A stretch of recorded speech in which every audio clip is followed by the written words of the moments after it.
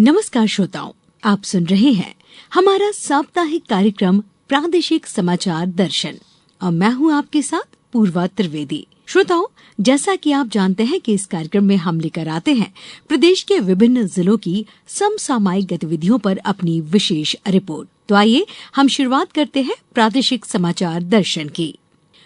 प्रादेशिक समाचार दर्शन के लिए हमारी पहली रिपोर्ट है रतलाम से। जिले में जन सहयोग से चलाए जा रहे मिशन ज्ञानोदय ने जिले के सरकारी स्कूलों की दशा और दिशा बदल दी है। जिला पंचायत की सीईओ वैशाली जैन द्वारा शुरू की गई इस पहल में अब पूरा जिला प्रशासन मिशन की तरह जुड़ गया है। पेश है रतलाम से हमारी संवाददाता अदिति मिश्रा की ये रिपोर्ट। रतलाम जिले के स्कूलों की पहचान अब बदलने लगी है। जिन सरकारी प्राथमिक शालाओं की पहचान दशकों से टाट पट्टी से रही है, वहां अब जन सहयोग से सुंदर बेंच पहुंचकर पूरी तस्वीर को ही बदल रहे हैं। मिशन ज्ञानोदय से इस बदलाव की शुरुआत जिला पंचायत की सीईओ वैशाली जैन ने रतलाम में की थी, लेकिन अब इससे पूरा प्रशासनिक महकमा ही नहीं बल्कि आम रतलाम वासी भी जुड़ गए हैं। जन भागीदारी से रतलाम जिले के सभी प्राथमिक स्कूलों में अब डेस्क और बेंच पहुंच रही हैं, जो अब तक लगभग 800 से ज्यादा स्कूलों को मिल चुकी हैं। इस बदलाव से बच्चों के सीखने के माहौल में भी स्पष्ट बदलाव नजर आ रहा है। कई बच्चे भावुक होकर अपनी बातें कर रहे हैं, तो अभिभावक भी एक बड़ी संतुष्टि जता रहे हैं। शिक्षकों का भी मानना है कि स्कूलों में पहुंच रही इन डेस्क और बेंचों से बच्चों के पढ़ाई से जुड़े हुए सभी वातावरण में एक सकारात्मक बदलाव आ रहा है। इस अभियान से अब एक और बड़ा कदम जुड़ चुका है। जिन स्कूलों में डेस्क और बेंच पहुंचाई जा रही हैं, उन सरकारी स्कूलों में अब जन सहयोग से रूफ वाटर हार्वेस्टिंग भी करवाई जा रही है। जिला पंचायत सीईओ वैशाली जैन की पहल पर अब बेंच पहुंचाने के साथ ही जन सहयोग से छतों का पानी नीचे यानी भूजल स्तर को बढ़ाने के लिए उतारने के सिस्टम को भी स्कूलों में लगाया जा रहा है, जिससे पर्यावरण को भी एक सकारात्मक परिवर्तन मिल रहा है। इस बारे में और जानकारी देते हुए जिला पंचायत सीईओ बताती हैं कि ज्ञानोदय हमारा मूलतः एक ऐसा अभियान है जिसमें हम शैक्षणिक व्यवस्थाओं को सुधारना चाह रहे हैं। अभी वर्तमान में जो बच्चे हैं वो बारिश के टाइम, ठंड के टाइम सभी नीचे बैठ के पढ़ते हैं, तो ऐसे में हमने सभी लोगों को जोड़ने की एक पहल की है, जिससे लोग सामने आ सकते हैं, सीधे तौर पे अपने पसंद के स्कूल पे डेस्क को डोनेट कर सकते हैं। इसमें एक समस्या जो हमारे संज्ञान में आई थी वो ये था कि कुछ छतें टपकती भी हैं, तो ऐसे में वो एक अपॉर्चुनिटी की तरह है कि हमने फिर उसको ही रेन वाटर हार्वेस्टिंग सिस्टम्स के लिए इंटीग्रेट करने के लिए प्लान भी किया है, जो कि आरडी डिपार्टमेंट कर रहा है। प्रादेशिक समाचार दर्शन के लिए रतलाम से मैं अदिति मिश्रा। हमारी दूसरी खबर है शिवपुरी से। जिले में कृषि कल्याण वर्ष 2026 के अंतर्गत 2 दिवसीय कृषि विज्ञान मेले का आयोजन किया गया। मेले में जैविक खेती और प्राकृतिक खेती को बढ़ावा देने के उद्देश्य से विशेष स्टॉल लगाए गए, जो किसानों के लिए आकर्षण का केंद्र रहे। अधिक जानकारी दे रहे हैं हमारे शिवपुरी संवाददाता रंजीत गुप्ता।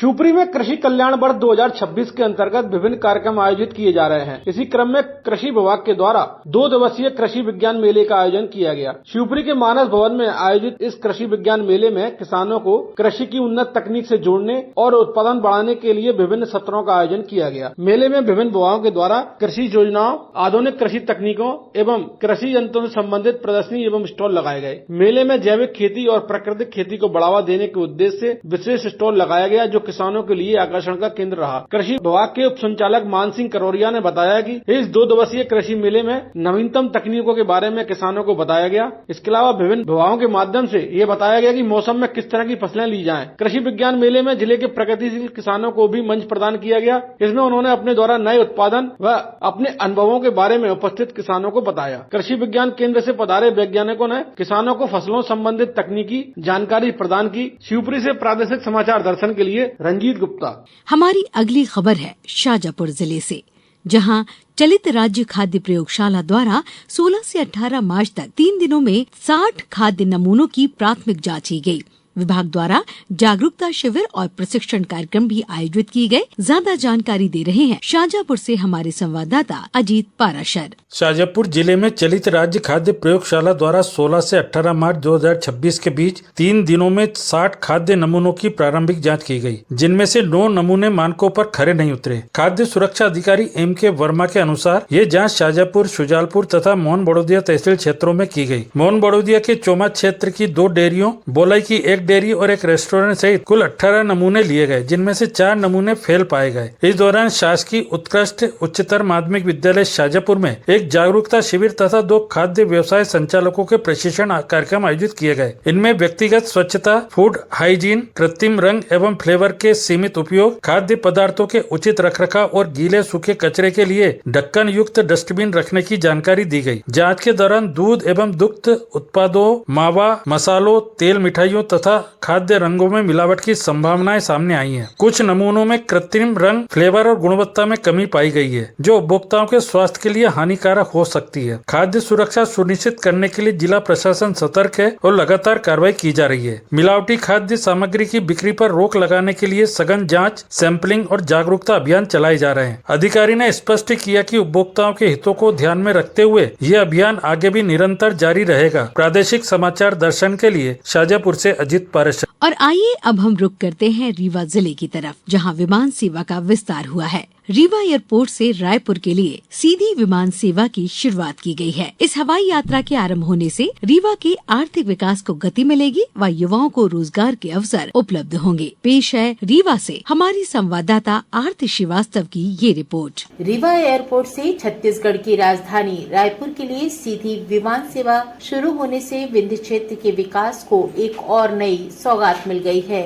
रीवा एयरपोर्ट से भोपाल, इंदौर और दिल्ली के बाद अब रायपुर के लिए हवाई सेवा आरंभ हो गई है। अलायंस एयरवेज द्वारा सप्ताह में 3 दिन यानी मंगलवार, गुरुवार और शनिवार को रीवा से रायपुर और रायपुर से रीवा के लिए 72 सीटर विमान उड़ान भर रहा है। इस हवाई यात्रा के आरंभ होने से रीवा के आर्थिक विकास को गति मिलेगी व युवाओं को रोजगार के अवसर उपलब्ध होंगे। साथ ही साथ पर्यटन और व्यापार को भी बढ़ावा मिलेगा। फेयर से फुर्सत अभियान 2.0 के तहत रीवा से रायपुर की प्रथम उड़ान में उप मुख्यमंत्री राजेंद्र शुक्ल ने भी सफर किया और कहा कि इससे विंध्य क्षेत्र की कनेक्टिविटी मजबूत होगी और निवेश के नए अवसर खुलेंगे। प्रादेशिक समाचार दर्शन के लिए रीवा से मैं आरती श्रीवास्तव। प्रादेशिक समाचार दर्शन के लिए हमारी अगली रिपोर्ट है श्योपुर से, जहां 19 मार्च से शुरू हुए जल गंगा संवर्धन अभियान के लिए जल स्रोतों के संरक्षण के कार्य किए जा रहे हैं। अधिक जानकारी दे रहे हैं श्योपुर से हमारे संवाददाता अश्वनी बालौठिया।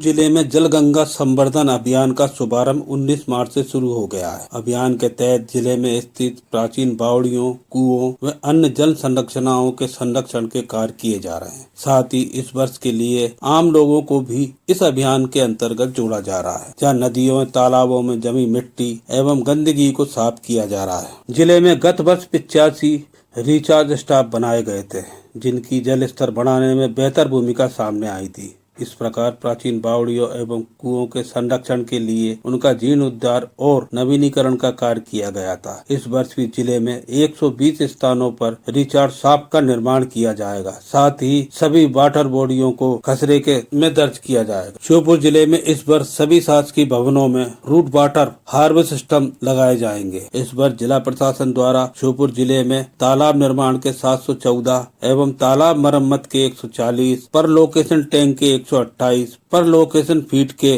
74, खेत तालाब के 381, डगबेल रिचार्ज के 38 व अमृत सरोवर के 12 कार्य किए जाएंगे। इस प्रकार जिले में 1657 कार्यों को पूर्ण कराने का लक्ष्य रखा गया है। साथ ही जिले के 5 गांवों में मियावटी प्लांटेशन कार्य भी शामिल किए गए हैं। साथ ही जिले में स्थित 40 गौशालाओं का पशुधन के लिए भी पानी उपलब्ध कराना सुनिश्चित किया गया है।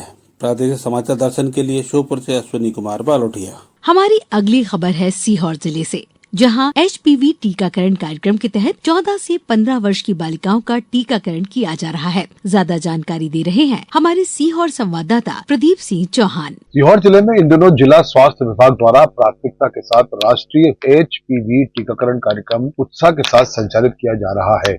इस बहुत ही महत्वपूर्ण टीकाकरण अभियान के अंतर्गत जिले में 14 से 15 वर्ष की बालिकाओं का टीकाकरण संपूर्ण जिले के सभी स्वास्थ्य केंद्रों में किया जा रहा है। अब तक जिले की सभी स्वास्थ्य संस्थाओं में जिले की 2221 बालिकाओं को HPV की वैक्सीन लगाई जा चुकी है। जिला स्वास्थ्य विभाग के CMS डॉक्टर सुधीर ढेरिया ने जानकारी देते हुए बताया, सर्वाइकल कैंसर महिलाओं में होने वाले कैंसरों में दूसरा सबसे प्रमुख कैंसर है। यह मुख्यतः ह्यूमन पेपिलोमा वायरस संक्रमण के कारण होता है, जिसकी रोकथाम HPV वैक्सीन द्वारा संभव है। सर्वाइकल कैंसर के जोखिम को कम करने के उद्देश्य से भारत सरकार द्वारा 14 से 15 साल की किशोरी बालिकाओं जिन्होंने 14 दिन मना लिया हो और 15 जन्मदिन नहीं मनाया हो को HPV वैक्सीनेशन लगाने का निर्णय लिया गया है। सीहोर जिले में कुल 23 स्वास्थ्य संस्थाओं में किशोरी बालिकाओं को निःशुल्क HPV वैक्सीन दिया जा रहा है। सीहोर जिले में कुल लक्ष्य 13,535 में से आज दिनांक तक कुल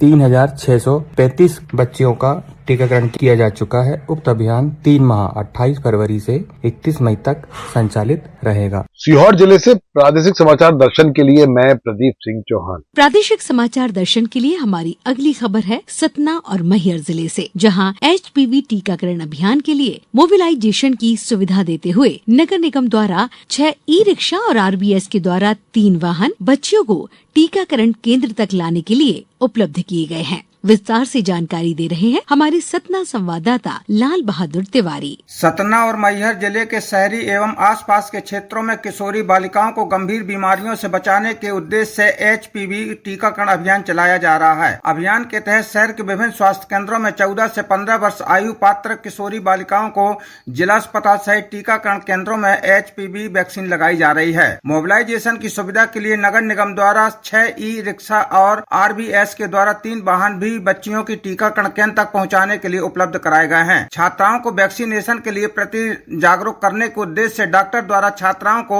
HPV वैक्सीन के महत्व को विस्तार से बताया गया। यह वैक्सीन सर्वाइकल कैंसर जैसी गंभीर बीमारियों से बचाव के लिए बेहद प्रभावी है। अफवाहों में न पड़ते हुए सभी छात्राओं को समय में टीकाकरण कराना चाहिए, ताकि भविष्य में होने वाली बीमारियों से बचा जा सके। और छात्राओं की शंकाओं का समाधान भी किया गया, जिससे छात्राओं में जागरूकता बढ़ी और उन्होंने टीकाकरण के प्रति सकारात्मक रुचि दिखाई है। प्रादेशिक समाचार दर्शन के लिए सतना से मैं लाल बहादुर तिवारी। और आइए अब हम चलते हैं शहडोल जिले की तरफ, जहां राष्ट्रीय ग्रामीण आजीविका मिशन ग्रामीण महिलाओं को आत्मनिर्भर बनाने में जुटा है। जिले की सैकड़ों महिलाएं आत्मनिर्भर होकर दूसरी महिलाओं के लिए प्रेरणा बन चुकी हैं। अधिक जानकारी दे रहे हैं हमारे शहडोल संवाददाता अरविंद पांडे। राष्ट्रीय ग्रामीण आजीविका मिशन से जुड़ी तमाम महिलाओं में से एक है शहडोल जिले के पतौरी गाँव की रामबाई। महिला स्वसहायता समूह की सदस्य रामबाई आजीविका मिशन के माध्यम से बांस के बर्तन, पानी की बोतल, गमले, मूर्ति सहित अन्य कलात्मक वस्तुएं बनाने का प्रशिक्षण लिया था। इसके बाद प्रदूषण रहित पर्यावरण को संरक्षण देने वाले विभिन्न उत्पाद बनाना शुरू किया। बांस से बने चाय के कप, पीने के पानी की बोतल, डलिया, नाइट लैंप, पेनदान, देवताओं की मूर्तियां आदि रामबाई ने बनाना शुरू किया। उनके द्वारा तैयार हैंडमेड सामानों की बाजार में अच्छी मांग है। रामबाई ने बताया कि उनके इस काम से वे हर महीने 20 से 25 हजार रुपए कमा लेती हैं। अब वे दूसरी महिलाओं को इस काम के लिए प्रेरित कर रही हैं। जिले में ग्रामीण आजीविका मिशन से 1 लाख से अधिक महिलाएं जुड़ी हुई हैं। यह महिलाएं अलग अलग क्षेत्रों में काम करके